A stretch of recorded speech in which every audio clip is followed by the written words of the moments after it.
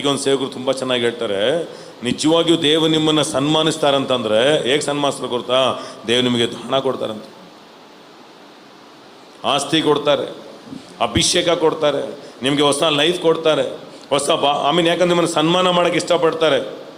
ಈಗ ಎಷ್ಟೋ ಸೇವಕರು ಇಲ್ಲಿ ಬಂದು ಪ್ರಸಂಗ ಮಾಡ್ತಾರಲ್ಲ, ಇವಾಗ ನಿಮ್ಮ ಸೇವಕರು ಹೇಗೆ ಸನ್ಮಾನ ಮಾಡ್ತಾರೆ? ಎಲ್ಲ ಎದ್ದು ನಿಂತ್ಕೊಳ್ಳಿ, ಎಲ್ಲ ಕೂತ್ಕೊಳ್ಳಿ, ಅಷ್ಟೇನಾ? ಮುಗೀತಾ? ಸನ್ಮಾನ ಹೇಗೆ ಮಾಡ್ತಾರೆ? ಹೇಗೆ ಸನ್ಮಾನ ಮಾಡ್ತಾರೆ? ಅವರಿಗೆ ಹಣ ಕೊಟ್ಟಾಗ ಅವ್ರಿಗೆ ಖುಷಿ ಆಗುತ್ತೆ. ಸನ್ಮಾನ ಹೇಗೆ ಮಾಡಿದ್ರಿ?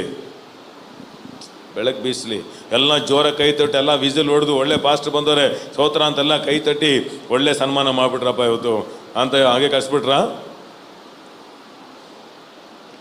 ದೇವ ನಿಮ್ಮನ್ನು ಸನ್ಮಾನ ಮಾಡಬೇಕಂತಂದ್ರೆ ನೀವು ಸನ್ಮಾನ ಮಾಡೋರಾಗಿರ್ಬೇಕು ದೇವ್ರನ್ನ. ಆಗ ದೇವ್ರು ನೀವೇ ಸನ್ಮಾನ ಮಾಡ್ತೀರಾ?